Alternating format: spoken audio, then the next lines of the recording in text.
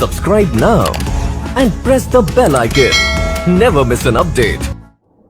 नमस्कार दोस्तों, मैं आशुतोष महिंद्रा स्वागत करता हूं आपका जीएस के एक नए सेशन में। दोस्तों आज हम लोग डिस्कस करने जा रहे हैं प्रीवियस ईयर क्वेश्चंस की एक अनोखी श्रृंखला जिसका दिन है 7 डे 7 हम लोग डिस्कस करने जा रहे हैं दोस्तों। और हम लोगों ने प्रीवियस ईयर पेपर का सीरीज स्टार्ट किया है, तो आप सभी बच्चों डे 1 से लेकर डे 6 तक जिसका छूटा हो वे सभी लिंक डिस्क्रिप्शन बॉक्स में है, आप सभी बच्चे वहां से वीडियोस देख सकते हैं। ठीक है दोस्तों, तो हमारा जो टैगलाइन है अब जीएस होगी और भी ज्यादा आसान, आपके लिए अब जीएस समस्या नहीं बनने वाला। ठीक है दोस्तों, तो चलिए हम लोग सेशन को आगे बढ़ाते हैं और आप सभी बच्चे लोग इसको लाइक और शेयर करें और मैक्सिमम बच्चों तक पहुंचाएं। आगे बढ़ते हैं दोस्तों, चलिए देखते हैं हमारा जो अपकमिंग बैचेस से रिलेटेड इंफॉर्मेशन है वो आपके लिए बहुत ही ज्यादा महत्वपूर्ण है दोस्तों। 28 सितंबर से हमारी नई बैच स्टार्ट है, आप देख सकते हैं बैंक की भी और एसएससी की भी। अगर आप इनमें एडमिशन लेना चाहते हैं तो आप इन नंबर्स पे कांटेक्ट कर सकते हैं और हमारी ऑफिशियल वेबसाइट को विजिट भी कर सकते हैं। ठीक है फ्रेंड्स, तो ये रही आपके लिए इंफॉर्मेशन। अब हम लोग आते हैं अपने सेशन पे। हमारा जो सेशन है प्रीवियस ईयर क्वेश्चंस का, उसका क्वेश्चन नंबर 1 आपके सामने है। सबसे पहला क्वेश्चन है फ्रेंड्स, देखते हैं in which state Kudremukh which is famous for the iron ore is located. लौह अयस्क के लिए प्रसिद्ध कुद्रेमुख किस राज्य में स्थित है। आपके विकल्प क्या हैं ये आपके सामने है, आप देख सकते हैं। पहला विकल्प है कर्नाटका, दूसरा विकल्प है बिहार, तीसरा है ओडिशा और चौथा है असम। तो दोस्तों 4 विकल्प आपके सामने हैं। अब हमें करना क्या है, हमें एक विकल्प का चयन करना है। अब देखिए दोस्तों, विकल्प चयन करने से पहले सबसे पहला काम आपको यह करना चाहिए कि आप प्रश्न को ध्यानपूर्वक पढ़िए, प्रश्न कह क्या रहा है। ठीक है, तो प्रश्न क्या कह रहा है ये आपके सामने है। लौह अयस्क के लिए प्रसिद्ध है कुद्रेमुख और यह किस राज्य में है। ठीक है, तो ऑप्शंस आपके सामने हैं, आप सभी बच्चे अपने कमेंट बॉक्स में कमेंट कर सकते हैं। तो देखते हैं दोस्तों इन 4 राज्यों में से हमारा सही उत्तर क्या है। बहुत ही महत्वपूर्ण प्रश्न है दोस्तों, और कुद्रेमुख का नाम आता है तो लौह अयस्क का नाम आना स्वाभाविक है। क्यों? क्योंकि दोनों क्या हैं, दोनों परस्पर संबंधित है। ठीक है दोस्तों, चलिए हमारा आंसर देख लेते हैं। हमारा आंसर है कर्नाटका। कर्नाटक राज्य में दोस्तों कुद्रेमुख आपके स्थित है, जो लौह अयस्क के लिए सुप्रसिद्ध है दोस्तों। ठीक है, और लगभग सभी परीक्षाओं में इंक्लूडिंग एसएससी यह प्रश्न आपका पूछा जा चुका है। ठीक है, अब कुछ जानकारी इसके बारे में मैं आपके लिए लाया हूं, वे आप देख लीजिए। सबसे पहले दोस्तों देखिए, कुद्रेमुख चिकमंगलूर जिले में एक पर्वत श्रृंखला और कर्नाटक में एक छोटे से खनन शहर का नाम है। यह मुल्लायनगिरी के बाद कर्नाटक की दूसरी सबसे ऊंची चोटी भी है।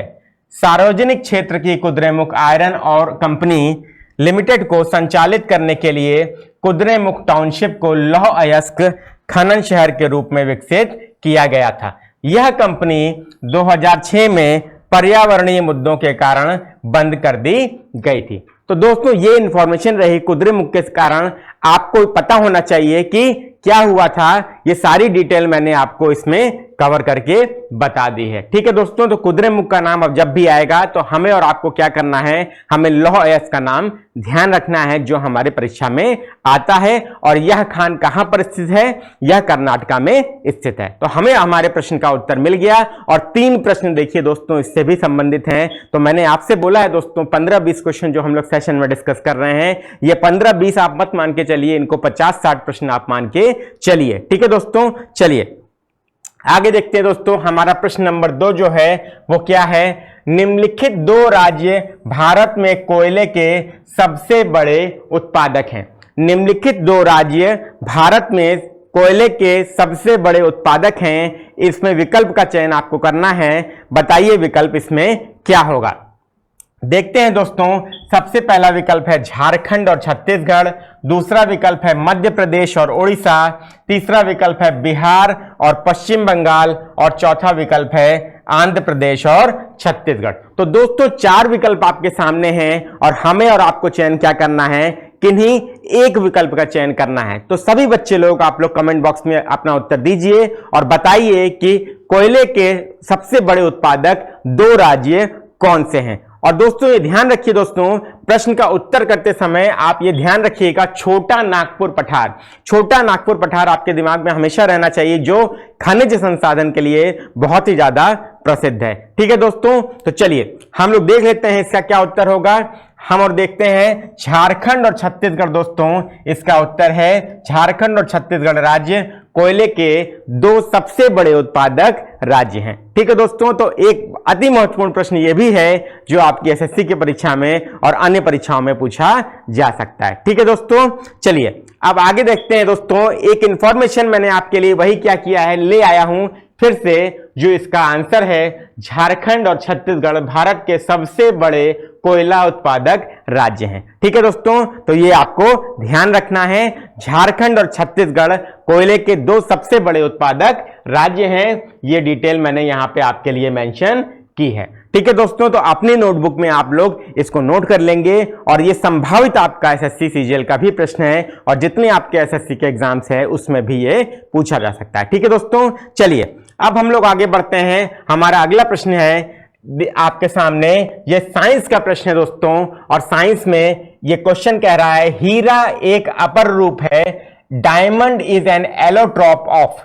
ठीक है दोस्तों, अब देखिए एसएससी की एक जेई की भी परीक्षा होती है। ठीक है, तो एसएससी जेई की परीक्षा में यह प्रश्न पूछा गया है दोस्तों, ये केमिस्ट्री का प्रश्न है और हीरे या डायमंड से संबंधित है। ठीक है दोस्तों, तो बहुत महत्वपूर्ण प्रश्न है दोस्तों और आपके एसएससी सीजीएल में भी ये आ सकता है। ठीक है दोस्तों, तो ऑप्शन हमारे क्या क्या है, बोरॉन, सिलिकॉन, आर्सेनिक और कार्बन। तो चार विकल्प हमारे पास हैं और हमें चयन करना है केवल एक का। तो आपकी जानकारी के लिए आपको बता दूं दोस्तों, हीरा जो अपर रूप है वो किसका है, तो आपको पता भी होगा और आप लोग कमेंट बॉक्स में बता भी सकते हैं कि इसका उत्तर क्या है। ठीक है, चलिए अब देख लेते हैं इसका आंसर क्या होगा।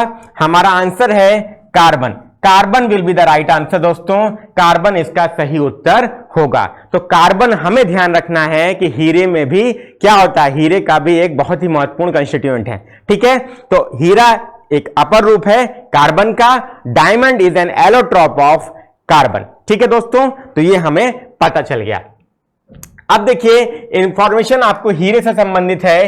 हीरा कार्बन का एक अपर रूप है। जब एक तत्व कई रूपों में मिलता है तो तत्व के इस गुण को अपर रूपता कहते हैं। तो आपके दिमाग में देखिए रूप शब्द तो घूमता होगा लेकिन अपर रूप का मतलब आपको क्लियर नहीं होता होगा दोस्तों, इसीलिए एक्सप्लेनेशन मैं आपके लिए लेकर आया हूं दोस्तों। अपर रूपता क्या है, जब एक तत्व कई रूपों में मिलता है तो उसको अपर रूपता कहते हैं या एलोट्रॉप कहते हैं। ठीक है दोस्तों, कार्बन के अन्य अपर रूप हैं, जैसे एग्जाम्पल के रूप में बता रहा हूं, ग्रेफाइट है, कोयला है, कोक है, चारकोल है, फुलरीन है। ये सारे क्या हैं दोस्तों, ये सारे कार्बन के ही एलोट्रॉप हैं या अपर रूप हैं, जिसकी जानकारी हमें और आपको होनी चाहिए। क्यों? क्योंकि विभिन्न परीक्षाओं में बार बार अदला बदली करके इनसे प्रश्न पूछा जाता है और हीरे की जगह इनको रख दिया जाएगा, लेकिन आंसर आपका एक ही होगा, कार्बन। ये ध्यान रखिएगा। ठीक है दोस्तों, चलिए हीरा और ग्रेफाइट कार्बन के दो प्रमुख क्रिस्टलीय रूप भी हैं। यह भी एग्जाम में पूछा गया दोस्तों, कार्बन का क्रिस्टलीय रूप क्या है, तो हीरा और ग्रेफाइट आपको याद रखना है। तो देखिए दोस्तों, इस प्रश्न में भी आपके 3 प्रश्न हो गए, इसीलिए मैंने कहा दोस्तों ये 50 से 60 प्रश्न की श्रृंखला है दोस्तों, और डेली 1 बजे दोस्तों आपको 40 से 50 मिनट का क्लास मिल रहा है प्रीवियस ईयर क्वेश्चन का डिस्कशन का। इसको अगर आपने पकड़ लिया दोस्तों तो एसएससी सीजीएल टियर 1 दिसंबर में आपका संभावित है, और उससे पहले आपके जितनी भी परीक्षाएं हैं एसएससी की, और समझिए उसके बाद जो आने वाले हैं, आपका जीएस जो है निश्चित रूप में समस्या नहीं बनने वाला। ठीक है दोस्तों, चलिए तो क्वेश्चन नंबर 2 हम लोगों ने देख लिया दोस्तों, अपर रूपता क्या है, और क्वेश्चन नंबर 3 हम लोगों ने देख लिया, कार्बन के 2 प्रमुख क्रिस्टलीय रूप क्या हैं। ठीक है, हीरा और ग्रेफाइट। चलिए दोस्तों आगे बढ़ते हैं। हमारा अगला प्रश्न क्या है, हमारा अगला प्रश्न ये है, नींबू का खट्टा स्वाद किसकी मौजूदगी के कारण होता है दोस्तों? Sour taste of lemon is due to the presence of which of the following. ठीक है दोस्तों, तो ये प्रश्न है दोस्तों, नींबू आप सभी लोगों ने यूज किया होगा, डेली आप लोग यूज करते होंगे। ठीक है, नींबू का रस जो है आपका क्या होता है, जमानते जो है घरों में प्रयोग होता है। ठीक है, नींबू पानी के रूप में सबसे ज्यादा।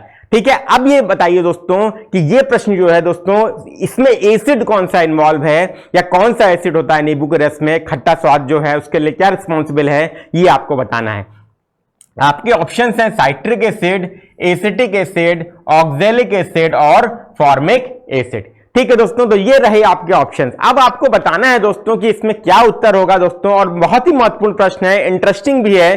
क्यों? क्योंकि हम और आप कभी जो है नींबू जब चखते हैं तो खट्टे का स्वाद तो आता ही होगा, ठीक है, लेकिन हम लोगों ने कभी ये जानने का प्रयास नहीं किया इसमें कौन सा अम्ल या एसिड है जिसके कारण ऐसा हो रहा है। ठीक है, तो अब जानिए क्यों, क्योंकि ये एसएससी ने, सीजीएल ने 2016 में ये प्रश्न पूछ लिया है दोस्तों, और हमें और आपको ये चीज जाननी चाहिए। क्यों? क्योंकि मैंने आपको बोला है दोस्तों, आपके सिलेबस का पार्ट है सामान्य जागरूकता या जनरल अवेयरनेस।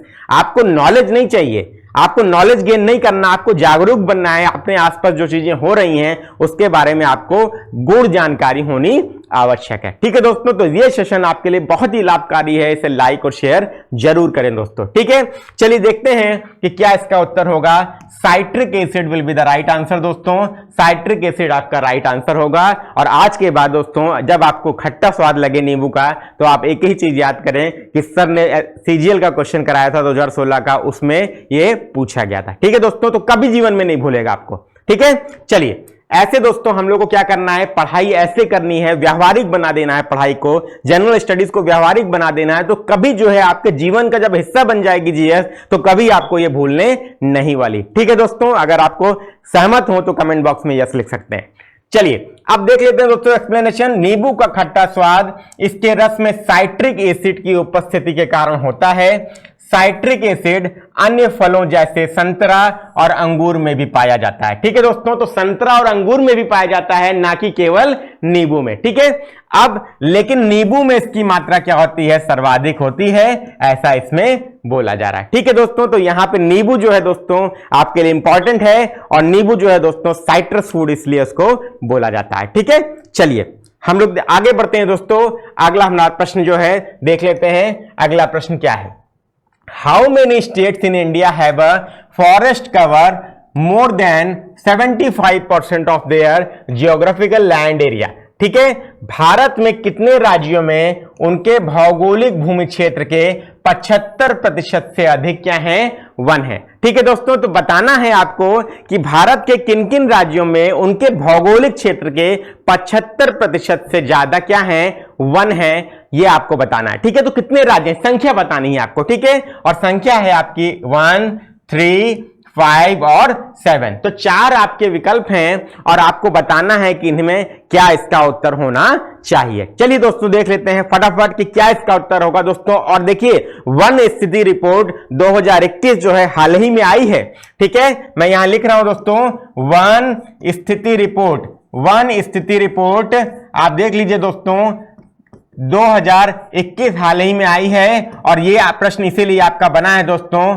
ठीक है, फॉरेस्ट सर्वे रिपोर्ट 2021 की आई है, इसीलिए ये प्रश्न आपसे मैं पूछ रहा हूं। क्यों? क्योंकि एसएससी सीजीएल निश्चित रूप से ये प्रश्न बनाएगा दोस्तों, और आपकी परीक्षा का ये मोस्ट इंपॉर्टेंट संभावित प्रश्न है दोस्तों। ठीक है, तो चलिए देखते हैं दोस्तों क्या इसका आंसर होने वाला है। इसका आंसर है आपका तीन स्टेट ऐसे हैं दोस्तों जहां पे जो उनके भौगोलिक क्षेत्र के 75% से ज्यादा क्या है, फॉरेस्ट हैं। ठीक है, वो 3 राज्य कौन कौन से हैं ये भी देख लेते हैं, जो आपके लिए इंपॉर्टेंट है दोस्तों। आपके लिए इंपॉर्टेंट इसलिए है क्यों, क्योंकि ये 3 राज्य भी पूछ सकता है कि वे 3 राज्य कौन से हैं, इनका आप लोग चुनाव करके बताइए। ठीक है दोस्तों, तो परसेंटेज वाइज डिटेल आपके लिए लेकर आया हूं दोस्तों। मिजोरम सबसे पहले है दोस्तों, यहां पर 84.53% आपका वन कवर है। ठीक है, फॉरेस्ट कवर है। इसके बाद दोस्तों अगला है आपका अरुणाचल प्रदेश। अरुणाचल प्रदेश में 79.33% आपका क्या है, वन कवर है। ठीक है,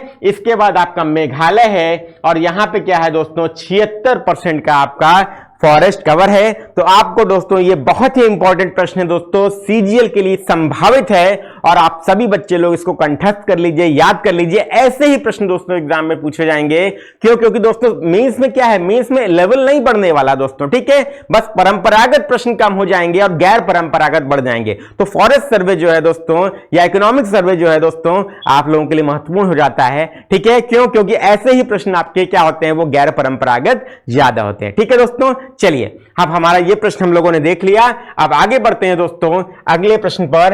अगले प्रश्न पर आगे बढ़ते हैं। Kunchikal falls, highest tiered waterfalls in India, is located in. Kunchikal जलप्रपात भारत का सबसे ऊंचा जलप्रपात है, ये कहां पर स्थित है? ये क्या करना है दोस्तों, हमें चूज करना है कि कुंचिकल क्या है दोस्तों। एक इंफॉर्मेशन आपको दी जा रही है, वो भी आपका एक प्रश्न हो सकता है कि कुंचिकल जलप्रपात भारत का सबसे ऊंचा जलप्रपात है, ये बता रहा है प्रश्न। ठीक है, ये हमें और आपको क्या कर लेना है, ध्यान कर लेना है। क्यों? क्योंकि ये भी एक प्रश्न हो सकता है। ठीक है, तो प्रश्न अपने आप में क्या है, एक स्टेटमेंट बता रहा है, वो भी अपने आप में परीक्षा के लिए इंपॉर्टेंट है। ठीक है, और विकल्प आपके क्या हैं देख लेते हैं, उत्तर प्रदेश, उत्तराखंड, कर्नाटका और तमिलनाडु। तो ये 4 विकल्प है दोस्तों। अब हमें और आपको ये चूज करके बताना है कि कुंचिकल जलप्रपात कहां पर स्थित है। ठीक है दोस्तों, तो चलिए कमेंट बॉक्स में फटाफट आप लोग कमेंट करके बताइए कि इसका उत्तर क्या हो सकता है, और हम लोग देखते हैं दोस्तों कि इसका उत्तर क्या होगा। ठीक है, तो देखते हैं दोस्तों, उत्तर प्रदेश, उत्तराखंड, कर्नाटक की तमिलनाडु, क्या इसका उत्तर है? तो Karnataka is the right answer दोस्तों। और कर्नाटक में आपका क्या है दोस्तों, कुंचिकल जलप्रपात है, जो भारत का सबसे ऊंचा जलप्रपात है। ठीक है दोस्तों, तो मोस्ट इंपॉर्टेंट क्वेश्चन है, इवन आपका जितने भी एग्जाम्स हुए हैं दोस्तों, सभी में पूछा जा चुका है, और जलप्रपात भारत का सबसे ऊंचा है, इसलिए यह प्रश्न संभावित हो जाता है आपका एसएससी सीजीएल के लिए भी। ठीक है दोस्तों, चलिए अब देख लेते हैं दोस्तों इसके बारे में कुछ जानकारी, जो ये आपके सामने जो एग्जाम में पूछी जा सकती है। ठीक है, अब जलप्रपात तो हम लोगों ने देख लिया कहां पर स्थित है, लेकिन यह पूछा जा सकता है ये जलप्रपात किस नदी पर बना है और कितना ऊंचा है। ठीक है, तो मैंने आपसे क्या बोला था, मैंने बोला कि एक प्रश्न में 3 या 4 प्रश्न है दोस्तों। ठीक है, तो हम लोगों ने देखा कि पहला प्रश्न क्या हो गया कि कुंचिकल क्या है, भारत का सबसे ऊंचा है, सर्वाधिक ऊंचा जलप्रपात है, कौन सा? आपका कुंचिकल है। तो ये आपका पहला ही प्रश्न हो गया। कहां पर स्थित है दोस्तों? तो ये आपका हम लोगों ने देखा कर्नाटक में स्थित है, तो ये दूसरा प्रश्न हो गया दोस्तों। तीसरा प्रश्न हो गया दोस्तों कि किस नदी पर स्थित है, तो आपका ये है वराही नदी पर स्थित है। आप लोग ये देख सकते हैं वराही नदी पर स्थित है दोस्तों, तो ये हमारा तीसरा प्रश्न हो गया।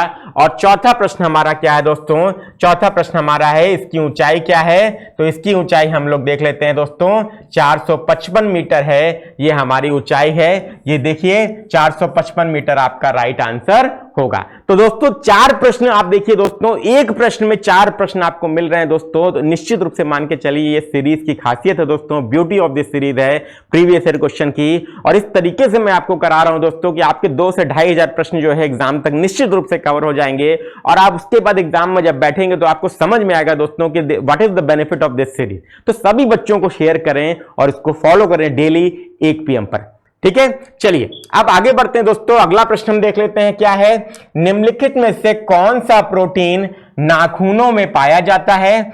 विच of the following proteins is found in nails? ठीक है, तो हम सभी लोग क्या करते हैं, नाखून हमारे हैं, ठीक है, सभी लोग हम लोग क्या करते हैं, उसको काटते भी हैं, लेकिन हमने कभी इस बात पे गौर नहीं किया कि इसमें क्या है, ये किस मटेरियल का बना है। ठीक है, ये प्रोटीन का है कि विटामिन का है, कि क्या इसमें जो है तत्व है जिसके बारे में हमें जानकारी होनी चाहिए। फिर से मैंने कहा सामान्य जागरूकता हमारे सिलेबस का पार्ट है, इसीलिए आपका ऐसे प्रश्न जो है एग्जाम में पूछे जाते हैं। ठीक है दोस्तों, तो अगर हमने और आपने ये समझ लिया दोस्तों सिलेबस क्या है, सिलेबस की रिक्वायरमेंट क्या है, तो हम अपने आप जो है प्रिपरेशन को उसके अकॉर्डिंग शेप कर सकते हैं। और अगर सहमत हो तो कमेंट बॉक्स में यस जरूर लिखें। ठीक है दोस्तों, चलिए ऑप्शन देख लेते हैं। सीपीओएसआई 2017 का प्रश्न है दोस्तों, और ऑप्शन है हिस्टोन, केराटिन, इलास्टिन और एक्टिन। तो 4 विकल्प हैं दोस्तों, और हमें चयन करके बताना है कि प्रोटीन नाखूनों में पाया जाता है वो कौन सा होता है। ठीक है, तो इंपॉर्टेंट प्रश्न है दोस्तों, रिपीटेड भी है और संभावित भी है। तो keratin is the right answer दोस्तों, ये हमारा एकदम सही उत्तर है, जिसके बारे में हमें क्या चाहिए, कमांड होना चाहिए, जानकारी होनी चाहिए। ठीक है, इसके बाद दोस्तों एक्सप्लेनेशन देख लेते हैं कि केराटिन के बारे में कुछ जानकारी मैंने आपके लिए दी है। क्यों? क्योंकि परीक्षा में यह पूछी जा सकती है। ठीक है, देखिए दोस्तों केराटिन क्या है, केराटिन एक रेशेदार प्रोटीन है। यह प्रोटीन बाल, नाखूनों, सींगों, ऊन इत्यादि में पाए जाते हैं। ठीक है दोस्तों, तो यह किसमें पाया जाता है दोस्तों, नाखून के अलावा देखिए रेशेदार प्रोटीन है, बाल, नाखून, सींग और ऊन इत्यादि में पाया जाता है। तो हमें आज से क्या करना है, हमें यह भूलना नहीं है कि हमारा जो नाखून है वो केराटिन प्रोटीन से बना है। ठीक है दोस्तों, तो वेरी इंपॉर्टेंट प्रश्न आपका एसएससी के लिए। ठीक है, चलिए आगे बढ़ते हैं दोस्तों। अगला प्रश्न हम देख लेते हैं, मानव हड्डी का मुख्य घटक क्या है? What is the main component of the human bone? और ये दोस्तों आपका एसएससी का 2016 की पहली पाली का प्रश्न है दोस्तों। ठीक है दोस्तों, तो रिपीटेड क्वेश्चन जो है हमेशा इंपॉर्टेंट होते हैं दोस्तों, और लगातार आप देख रहे हैं 16, 17, 18, 19, 20, 21 के प्रश्न सर लगातार करा रहे हैं। क्यों? क्योंकि इनका महत्व ही सबसे ज्यादा है और वेरी इंपॉर्टेंट है, और इनमें से दोस्तों 70% प्रश्न आपके रिपीटेड होते हैं, जो आप किसी भी परीक्षा में आप देखेंगे आपको मिलेंगे। तो प्रीवियस ईयर क्वेश्चन अगर आपने गलत किया तो ये एक अपराध है जिसकी सजा अक्षम्य है। ठीक है दोस्तों, तो इसीलिए ये सीरीज आपके लिए इंपॉर्टेंट है, लाइक शेयर जरूर करें। चलिए ऑप्शन देखते हैं, फास्फोरस, कैल्शियम, जस्ता और लोहा। 4 विकल्प हैं, और क्या उत्तर हो सकता है दोस्तों? हम लोग जनरली कहते हैं, सुनते हैं कि जब आदमी वृद्ध हो जाता है तो उसमें क्या होती है, कैल्शियम की कमी हो जाती है। ठीक है, हड्डियां कमजोर हो जाती है, तो हम लोग डॉक्टर के पास जाते हैं तो डॉक्टर कहता है इनकी कैल्शियम की कमी के कारण क्या है, इनको समस्याएं हो रही। ठीक है, तो कैल्शियम शब्द का उपयोग डॉक्टर करता है, और कैल्शियम शब्द का उपयोग अगर करता है तो शायद हमारा उत्तर भी वही हो। लॉजिक के अनुसार जो है हमको चलना है। मैं लॉजिक आपसे इंप्लीमेंट करा रहा हूं कि कैसे आपको लॉजिक लगाना है व्यावहारिक जीवन से रिलेट करके। ठीक है, तो कभी प्रश्न गलत नहीं होगा दोस्तों आपका। अगर टेक्निक आपको समझ में आ रही हो तो कमेंट बॉक्स में यस करें। ठीक है, चलिए calcium is the absolute right answer दोस्तों। और देखिए मैंने क्या किया, मैंने यही किया है दोस्तों, मैंने यही किया है कि आपको और हमें जो रिलेशन हम जो सामान्य जीवन में देखते हैं, अगर उससे संबंधित हमने क्या किया, उससे संबंधित हमने कोशिश की, उससे रिलेट करके आंसर देने की कोशिश की, तो हम निश्चित रूप से सही लॉजिक पर पहुंच रहे हैं और हमारा उत्तर भी सही हो रहा है। ठीक है दोस्तों, तो यही हमें क्या करना है, यही हमें ध्यान रखना है, और यही टेक्निक जीएस जो है दोस्तों, उसका कोई सिलेबस नहीं है। हमारे आसपास जो चल रहा है अगर हमें पता है तो हमारा जीएस जो है तैयार है, और नहीं पता है तो हमारा जीएस बिल्कुल नहीं तैयार है। तो ये सेशन जरूर फॉलो करें, जीएस को व्यावहारिकता में लाने की जिम्मेदारी मेरी। ठीक है दोस्तों, चलिए आगे बढ़ते हैं। मानव हड्डी का मुख्य घटक मेन कंपोनेंट कैल्शियम है, जो हड्डियों की संरचना तथा मजबूती प्रदान करने में सहायक खनिज है। कैल्शियम फॉस्फेट नामक लवण मानव हड्डियों में सर्वाधिक मात्रा में पाया जाता है। ठीक है दोस्तों, तो कैल्शियम फॉस्फेट नामक नमक जो है मानव हड्डियों में सर्वाधिक मात्रा में पाया जाता है। यह भी प्रश्न आपका एग्जाम में पूछा जा चुका है। ठीक है दोस्तों, तो एक प्रश्न ये हुआ, और इसके संलग्न प्रश्न जो है एक और हुआ। इसीलिए मैंने कहा दोस्तों ये एक प्रश्न या 15-20 प्रश्न नहीं है, ये आपके 50 से 60 प्रश्न हैं, जो आपको क्या करना है, एकदम प्रिपेयर कर लेना है। डे 1 से डे 6 तक की पूरी सीरीज जो है आपको लिंक डिस्क्रिप्शन बॉक्स में मिल जाएगा। आप जाइए और पूरे वीडियो देख डालिए, और 1 PM को डेली फॉलो करिए दोस्तों। ठीक है, आगे बढ़ते हैं। अगला प्रश्न हमारा क्या है, highest percentage of carbon is found in which form of कोल?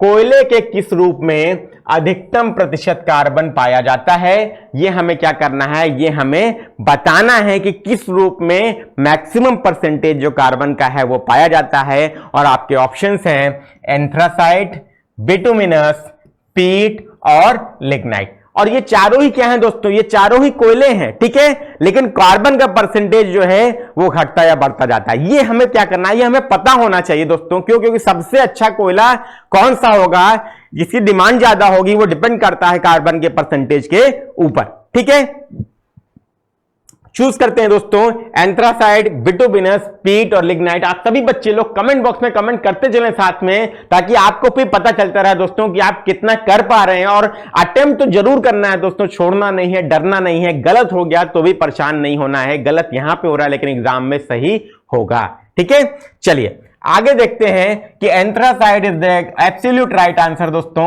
एंथ्रासाइड आपका एकदम करेक्ट आंसर है, इसमें कार्बन का मैक्सिमम परसेंटेज पाया जाता है। ठीक है, चलिए आगे देखते हैं इसका एक्सप्लेनेशन जो आपके लिए इंपॉर्टेंट है दोस्तों। एंथ्रासाइड कोयले का सबसे कठोर, चमकीला और सर्वोत्तम रूप है।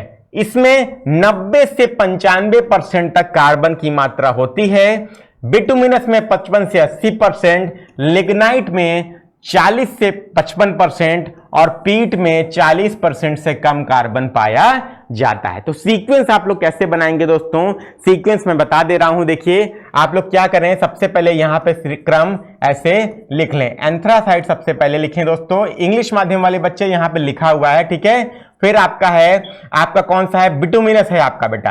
एंथ्रासाइट के पास क्या है आपका, बिटुमिनस है, ये सेकंड नंबर पे आपका आएगा। इसके बाद आपका कार्बन परसेंटेज में, इसके बाद आपका आ रहा है लिग्नाइट, इसके बाद आप देख सकते हैं तीसरा है आपका लिग्नाइट, और चौथा है दोस्तों आपका पीट। तो आपका क्या है दोस्तों, ये 4 विकल्प हैं और चारों दोस्तों आपको सीक्वेंस मैंने बता दिया कि सीक्वेंस में आपको कैसे याद करना चाहिए। ठीक है, एंथ्रासाइट, ठीक है दोस्तों, फिर आपका बिटुमिनस, फिर लिग्नाइट और फिर पीट। तो यही सीक्वेंस आप लोग याद रखेंगे और आपके दिमाग में ये बैठ जाना चाहिए। इसको इस तरीके से अपने नोटबुक में नोट कर लेना है। ठीक है दोस्तों, चलिए अगला प्रश्न हम लोग देखते हैं। अगला प्रश्न है 1 डिग्री अक्षांश लगभग कितने किलोमीटर के बराबर होता है। ठीक है दोस्तों, तो 1 डिग्री अक्षांश लगभग कितने किलोमीटर के बराबर है, ये आपका 2020 का क्वेश्चन है दोस्तों, CHSL का।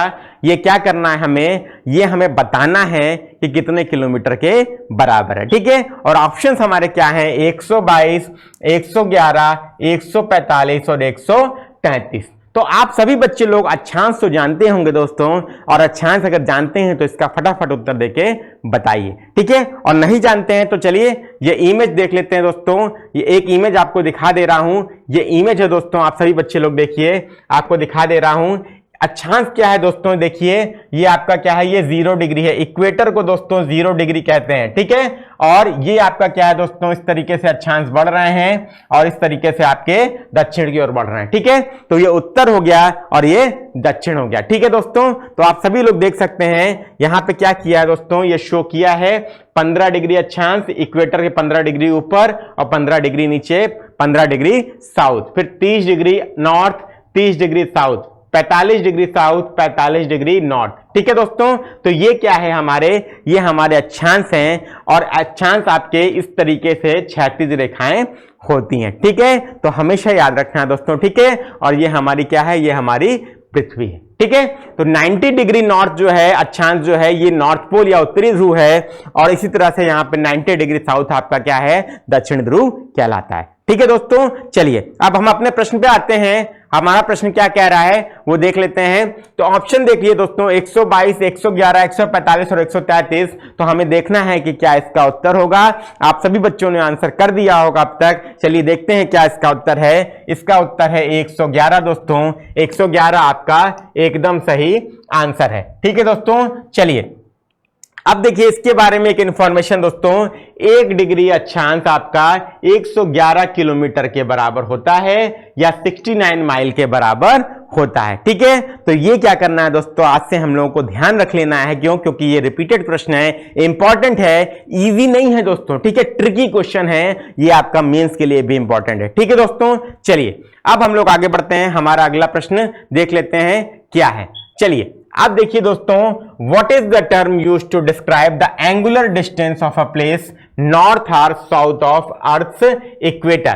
पृथ्वी की भूमध्य रेखा के उत्तर या दक्षिण के स्थान की कोणीय दूरी का वर्णन करने के लिए किस शब्द का उपयोग किया जाता है। अब देखिए दोस्तों, भूमध्य रेखा मैंने आपको दिखाया था अक्षांश में, मैंने क्या दिखाया था, आप सभी बच्चे लोग देखिए फिर से, ये अर्थ है, ये आपकी इक्वेटर है दोस्तों, ये 0 डिग्री है। ठीक है, अब भूमध्य रेखा से क्या हुआ, किसी स्थान की उत्तर पे या दक्षिण की कोणीय दूरी का वर्णन करने के लिए कौन से शब्द का उपयोग किया जाता है। अब आपको हिंट मिल गया होगा दोस्तों। तो आप सभी लोग फटाफट जो है कमेंट बॉक्स में कमेंट करके बताइए कि इसका उत्तर क्या होगा। हमारे ऑप्शन है अक्षांश, ध्रुव, गोलार्ध और देशांतर। तो आपके 4 विकल्प हैं और 4 विकल्प में आपको क्या करना है, चूज करना है, चयन करना है और बताना है कि आपका सही आंसर क्या होगा। ठीक है, चलिए देखते हैं क्या सही आंसर है। लैटिट्यूड या अक्षांश एकदम करेक्ट आंसर है दोस्तों, और जो मैंने आपको क्या किया, जो मैंने आपको अभी समझाया था। ठीक है, चलिए एक बार फिर से देख लेते हैं उसके बारे में। ये देखिए दोस्तों, ये लैटिट्यूड मैंने आपको समझाया था, 0 डिग्री अक्षांश, फिर आपका ऊपर नॉर्थ, इधर साउथ, इसी तरह से बढ़ कैसे रहा है, 15 डिग्री आपका नॉर्थ हो गया, 15 degree south, 30 degree south, 30 degree north, 45 degree north, 45 degree south. तो ये आपका अक्षांश है। ठीक है दोस्तों, तो अब आपको कभी भूलेगा आएगा नहीं जीवन में। क्यों? क्योंकि आपने मैप के माध्यम से देख लिया है। हमारा दिमाग इमेजेस के फॉर्म में क्या करता है, इंफॉर्मेशन को ग्रहण करता है, शब्दों के फॉर्म में नहीं। तो हम क्या करते हैं, अगर हम वीडियो देखते हैं या मैप देखते हैं, उससे अध्ययन करते हैं, तो हमारे दिमाग में ये परमानेंटली स्टोर हो जाता है दोस्तों, कभी भूलता फिर नहीं है। ठीक है, तो हमेशा ध्यान रखना है दोस्तों, ये टेक्निक है जो आपको स्टडी की मैं बता रहा हूं। स्टडी में भी टेक्निक होती है, ठीक है, पढ़ाई करने की भी टेक्निक है, वो टेक्निक आपको पता होनी आवश्यक है। चलिए अब देखते हैं दोस्तों, पृथ्वी की भूमध्य रेखा के उत्तर या दक्षिण के स्थान की कोणीय दूरी का वर्णन करने के लिए अक्षांश शब्द का उपयोग किया जाता है। विषुवत वृत्त से ध्रुवों तक स्थित सभी समानांतर वृत्तों को अक्षांश रेखा कहा जाता है। अब कह क्या रहा है ये समझ लीजिए, मैंने आपको बताया अभी फिगर में दिखा के, ये विषुवत वृत्त है या भूमध्य रेखा आपका 0 डिग्री देखिए, और यहां पे आपका इस तरीके से जो समानांतर रेखाएं हैं ये आपकी क्या है दोस्तों, 23.5 डिग्री मान लीजिए ये आपकी कर्क रेखा है, और ये आपकी 23.5 डिग्री साउथ जो है ये आपकी मकर रेखा है। तो हमें करना क्या है, हमें ये देखना है कि जो पैरेलल लाइंस हैं ये हमारे क्या हैं, लैटिट्यूड या अक्षांश है। ठीक है दोस्तों, चलिए मैं उम्मीद करता हूं क्लियर हो गया होगा। क्लियर हो गया है और सेशन पसंद आ रहा है तो इसे लाइक और शेयर जरूर करें दोस्तों। ठीक है, अगला प्रश्न हम लोग देख लेते हैं, हमारा क्या है, निम्नलिखित में से पाकिस्तान की सबसे लंबी नदी कौन सी है जो मानसरोवर झील से निकलती है। ठीक है दोस्तों, तो पाकिस्तान की सबसे लंबी नदी जो मानसरोवर झील से निकलती है ये हमें बताना है, और एक हिंट मैं आपको दे दे रहा हूं दोस्तों, वो नदी जो है इंडिया को भी टच करते हुए जाती है। ठीक है, तो ऑप्शंस आपके पास क्या हैं और प्रश्न क्या है देख लेते हैं। ये दोस्तों सीजीएल का प्रश्न है दोस्तों 2019 का, तो इंपॉर्टेंट तो है ही। ठीक है, सीजीएल का 2019 का प्रश्न है, तो आपको ध्यान रखना है और बताना है कि 4 विकल्प में से क्या विकल्प होगा, काबुल, सिंधु, सतलज और चिनाब। ठीक है, तो 4 आपके ऑप्शंस हैं, आपका चयन करना है एक का। चलिए देखते हैं कि आंसर क्या है। सिंधु आपका आंसर है। सिंधु आंसर क्यों है ये देख लेते हैं। ठीक है, चलिए ये देखिए दोस्तों, ये मैप मैंने आपके सामने शो किया दोस्तों, और मैप में मैं आपको दिखाने जा रहा हूं कि मानसरोवर झील के पास से सिंधु नदी निकलती हैं कि नहीं निकलती हैं। अब दोस्तों ये देखिए आप लोग, अब आप लोग ध्यान अगर देंगे यहां पे तो आपको ये दिख रहा होगा, देखिए ये आपकी इंडस है, ये आपकी क्या है, रिवर इंडस है, इसको सिंधु नदी कहते हैं। ठीक है, अब इनका उद्गम कहां से हो रहा है ये आप देखिए दोस्तों, ये आप देखिए यहां से जो है इस तरीके से ये आपकी क्या कर रही हैं, जा रही हैं इस तरीके से, और आपका क्या कहते हैं यहां पे देखिए ये इस तरीके से होके यहां पे गिर जा रही हैं पाकिस्तान से होते हुए। ठीक है, अब आप समझिए दोस्तों कि इनका उद्गम जो है मानसरोवर झील से हो रहा है, जो हमारा प्रश्न कह रहा था। ठीक है, ये तो प्रूफ हो गया। ठीक है, अब दोस्तों देखिए, अब अगला मैप मैं आपको दिखाने जा रहा हूं वो और ज्यादा महत्वपूर्ण है। ठीक है, वो आपके सामने जो है ये, अब देखिए दोस्तों यहां पे कह क्या रहा है, यहां पे आपके लिए इंपॉर्टेंट क्या है मैं आपको दिखाने जा रहा हूं। सिंधु नदी पाकिस्तान की सबसे लंबी नदी है जो मानसरोवर झील से निकलती है। मानसरोवर झील तिब्बत में स्थित है। ठीक है, तो एक प्रश्न आपके लिए और हो गया, मानसरोवर झील कहां पर स्थित है, तिब्बत में स्थित है। ठीक है, जो प्रेजेंटली क्या है, चाइना का हिस्सा है। ठीक है, तो एक प्रश्न आपका और हो गया। तो ठीक है, क्वेश्चन नंबर 2 हम लोगों ने देख लिया, मानसरोवर झील कहां पर स्थित है। अब सिंधु नदी किन किन देशों से होकर गुजरती है, ये तीसरा प्रश्न है। सिंधु नदी किन किन देशों से होकर गुजरती है, ये तीसरा प्रश्न है दोस्तों। तो अब देखिए दोस्तों, प्रश्न बढ़ते जा रहे हैं, प्रश्न बढ़ते जा रहे हैं। एक ही प्रश्न में दोस्तों आपके क्या है, 3 प्रश्न हो गए। भारत, पाकिस्तान और चीन में प्रवाहित होती है कौन नदी, सिंधु नदी। तो तीसरा प्रश्न आपका, किन किन देशों में दोस्तों सिंधु नदी प्रवाहित हो रही है, तो आपके भारत, पाकिस्तान और चीन। और चौथा प्रश्न है कि सिंधु नदी गिरती कहां पर है, बंगाल की खाड़ी या अरब सागर में। तो चौथा प्रश्न भी यहां पर है, अरब सागर में ये गिरती हैं। तो दोस्तों आप देखिए, सिंधु नदी से संबंधित एक प्रश्न में दोस्तों मैंने आपके लिए 4 प्रश्न कवर कर दिए। अब आप समझिए दोस्तों इस सेशन की उपयोगिता क्या है दोस्तों, और आप लोग अगर इसको देख लेंगे तो निश्चित रूप से अब आपको भरोसा हो रहा होगा कि एग्जाम आपका अच्छा निकल सकता है। ठीक है दोस्तों, तो इसीलिए डेली 1 PM पे 1 बजे दोपहर में इसको फॉलो जरूर करें। अब देखिए दोस्तों, ये सिंधु नदी इधर से आ रही हैं और यहाँ पे आप देखिए ये पाकिस्तान से होते हुए यहाँ पे अरेबियन सी है दोस्तों, ये अरेबियन सी में यहाँ पर गिर जा रही हैं, इसलिए मैंने ये मैप आपको दूसरा दिखाया। ठीक है दोस्तों, तो अगर मैप से आपको क्लियर हो गया है तो आप सभी बच्चे लोग एक बार सेशन को शेयर और लाइक कर सकते हैं। ठीक है दोस्तों, चलिए आगे बढ़ते हैं। अगला प्रश्न हमारा क्या है, निम्न में से कौन सी ब्रह्मपुत्र नदी की एक सहायक नदी है जो भूटान से होकर बहती है। ठीक है, तो हमें बताना है ब्रह्मपुत्र की ऐसी कौन सी सहायक नदी है जो भूटान से होकर बहती है। आप सभी के ऑप्शन है आपके सामने, क्या है देख लेते हैं। इरावदी नदी, वांगचू नदी, सीतांग नदी और छिंदविन नदी। तो केवल ये प्रश्न नहीं पूछा जाएगा दोस्तों कि ब्रह्मपुत्र नदी किन किन देशों से होकर गुजरती है या भारत में किस स्थान पर प्रवेश करती है, आपसे ये भी पूछा जा सकता है ब्रह्मपुत्र की सहायक नदी कौन सी है, और ये आपका संभावित प्रश्न है, इसलिए मैंने इसको इंक्लूड किया है। ठीक है, ऑप्शन देख लेते हैं क्या क्या है। इरावदी, वांगचू, सीतांग, छिंदविन। आप सभी बच्चे लोग कमेंट बॉक्स में कमेंट करके आंसर दीजिए और देखते हैं इसका सही आंसर क्या है। आपका वांगचू नदी आपका एकदम करेक्ट आंसर है दोस्तों, यही आपका सही विकल्प होगा। ठीक है, चलिए अब देख लेते हैं वांगचू नदी से संबंधित कुछ इंफॉर्मेशन आपके लिए जो आपको जाननी चाहिए, क्यों, क्योंकि परीक्षा का संभावित प्रश्न हो सकता है। ठीक है, वांगचू या वांगचू नदी ब्रह्मपुत्र की एक सहायक नदी है जो भूटान से होकर बहती हैं।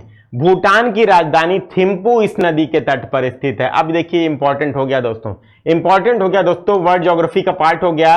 अब भूटान शहर जो है दोस्तों, भूटान की राजधानी थिम्पू जो है ये आपका क्या है, इस नदी के तट पर स्थित है। ठीक है, तो भूटान जो भारत का क्या है पड़ोसी देश है, उसकी राजधानी थिम्पू जो है इस नदी के तट पर स्थित है।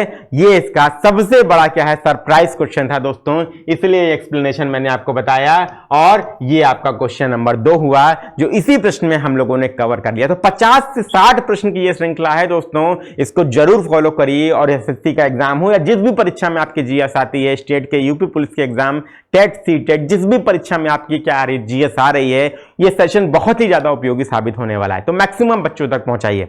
चलिए अगला प्रश्न देखते हैं। हमारा अगला प्रश्न क्या है, शहर यांगत्जे नदी के, कौन सा शहर यांगत्जे नदी के मुहाने पर स्थित है। मैंने दोस्तों पहले ही आपको बताया है कि नदी के किनारे बसे शहर एसएससी के लिए बहुत ही फेवरेट टॉपिक है और इससे एसएससी प्रश्न पूछता ही पूछता है दोस्तों, तो इसको कतई मत छोड़िएगा।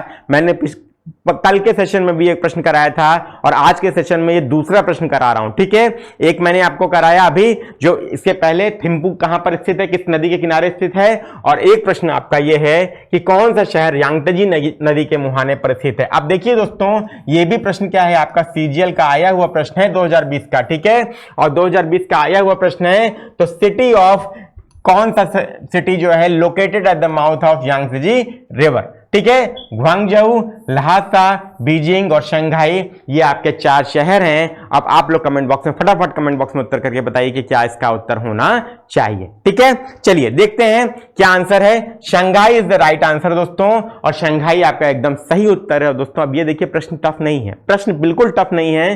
सीजीएल ने पूछा तो टफ नहीं हो गया दोस्तों, ये टफ नहीं है, बिल्कुल एकदम फेवरेट टॉपिक है दोस्तों। नदी के किनारे बसे शहर अगर आप याद कर लेंगे भारत और विश्व में, तो बिल्कुल आपके लिए प्रश्न आसान है। और नहीं याद करते हैं दोस्तों तो प्रश्नों के माध्यम से भी आपको उत्तर तो मिल ही रहा है, इसी का संकलन करते चलिए, आपको सारे वीडियोस मिल जाएंगे। इसी चैनल पर सब्सक्राइब करिए दोस्तों और लाइक और शेयर जरूर करें। ठीक है, चलिए इंफॉर्मेशन देख लेते हैं। चीन का शंघाई शहर यांगत्जे नदी के मुहाने पर स्थित है या चीन का सबसे बड़ा शहर भी है। ठीक है, तो एक और इंफॉर्मेशन हमें मिल गई कि चीन का सबसे बड़ा शहर कौन सा है, तो वो शंघाई है। तो ये आपका क्वेश्चन नंबर 2 हो गया। ठीक है दोस्तों, तो देखिए 50 से 60 प्रश्न हो जाएंगे आपके निश्चित रूप में सेशन के एंड में। ठीक है, चलिए अब अगला प्रश्न हम लोग देखते हैं दोस्तों। हमारा अगला प्रश्न है, भारतीय राष्ट्रीय कांग्रेस का चुना गया प्रथम मुस्लिम अध्यक्ष कौन था। The first Muslim to be elected as the president of Indian National Congress was, बताइए आंसर। और दोस्तों ये भी आपका क्या है दोस्तों, सीजीएल का 2016 का तृतीय पाली का प्रश्न है, तो वेरी इंपॉर्टेंट प्रश्न दोस्तों। और इंडियन नेशनल कांग्रेस के अध्यक्ष और अधिवेशन, ये बहुत ज्यादा इंपॉर्टेंट है दोस्तों एसएससी के लिए, तो आप सभी बच्चे लोग इसको जरूर कवर करें। ठीक है, चलिए अब देखते हैं दोस्तों, मौलाना आजाद, मोहम्मद अली, बदरुद्दीन तैयब जी और शाह वलीउल्लाह। तो 4 विकल्प हैं, फटाफट कमेंट बॉक्स खोलिए और उत्तर करके बताइए कि इसका उत्तर क्या होना चाहिए। अब देखिए कांग्रेस की स्थापना कब हुई, तो ये आप सबको पता है। ठीक है, तो हम लोग कांग्रेस पढ़ लेते हैं, इसकी स्थापना कब हुई और उसका पहला अधिवेशन कहां पर हुआ। तो इतना ही इंपॉर्टेंट नहीं है दोस्तों। ठीक है, एक दिवसीय परीक्षा के लिए केवल इतना इंपॉर्टेंट अब नहीं है, क्योंकि कंपटीशन बढ़ गया है। ठीक है, अब इंपॉर्टेंट क्या है कि महत्वपूर्ण अधिवेशन कौन थे, प्रथम मुस्लिम अध्यक्ष, प्रथम यूरोपीय अध्यक्ष। ठीक है दोस्तों, तो ये सब आपको ध्यान रखना पड़ेगा, क्यों, क्योंकि इससे प्रश्न आपके पूछे जा रहे हैं। ऐसा कौन सा अधिवेशन था जिसमें आपके महात्मा गांधी क्या जिन्होंने अध्यक्षता की थी। ठीक है, प्रथम महिला अध्यक्ष कौन थी, प्रथम भारतीय महिला अध्यक्ष कौन थी। तो ये सारे प्रश्न आपके क्या हैं, आते हैं एग्जाम में और आपको ध्यान रखना है। ठीक है दोस्तों, तो सेशन को फॉलो करेंगे तो इन सभी प्रश्नों को मैं कवर करूंगा और एग्जाम तक में आपको एकदम प्रिपेयर हो जाएंगे दोस्तों। ठीक है, चलिए इसका उत्तर देख लेते हैं। इसका उत्तर है बदरुद्दीन तैयब जी इज द राइट आंसर दोस्तों। और इनके बारे में कुछ इंफॉर्मेशन देख लेते हैं। 1887 में मद्रास में कांग्रेस का तीसरा अधिवेशन हुआ था, जिसकी अध्यक्षता बदरुद्दीन तैयब जी ने की थी। तो तीसरा अधिवेशन दोस्तों, सबसे पहली चीज क्वेश्चन नंबर 2 हो गया, कौन सा अधिवेशन था, तीसरा अधिवेशन था। ठीक है, इसके बाद हुआ कब था दोस्तों, 1887 में। ठीक है, इसके बाद हुआ कहां था, मद्रास में हुआ था। ठीक है, और अध्यक्षता तो किसने किसने की, बदरुद्दीन तैयब जी ने, यही हमारा प्रश्न था। ठीक है, भारतीय राष्ट्रीय कांग्रेस के प्रथम मुस्लिम अध्यक्ष भी थे। ठीक है दोस्तों, तो देखिए 4 प्रश्न आपको दोस्तों एक प्रश्न से मिल रहे हैं। अब आप समझ लीजिए दोस्तों, 50 से 60 प्रश्न मैंने दोस्तों आज के सेशन में आपको करा दिए। और अगर आपको अच्छा लगा सेशन तो इसे लाइक शेयर जरूर करें दोस्तों, और चैनल को सब्सक्राइब करें, मैक्सिमम बच्चों तक इसको पहुंचाइए दोस्तों। डेली 1 PM पर आपको क्लासेस मिलेंगी, जरूर जुड़िए। ठीक है, अब अगला प्रश्न हम लोग देख लेते हैं दोस्तों, ये आपका होमवर्क के लिए है। भारतीय राष्ट्रीय कांग्रेस का प्रथम विभाजन उसके कहां के सत्र में हुआ था। और ये दोस्तों सीजीएल का आपका 2016 का प्रश्न है। इंपॉर्टेंट प्रश्न है, आपके ऑप्शन हैं इलाहाबाद, कलकत्ता, सूरत और लाहौर। और इस प्रश्न का दोस्तों आपको उत्तर कमेंट बॉक्स में देना है। और सेशन आपको अच्छा लगा, इसका भी आपको क्या करना है, लाइक और शेयर जरूर करना है दोस्तों, और डेली 1 PM पे जुड़ना है। Thank you very much, best of luck. Subscribe now and press the bell icon.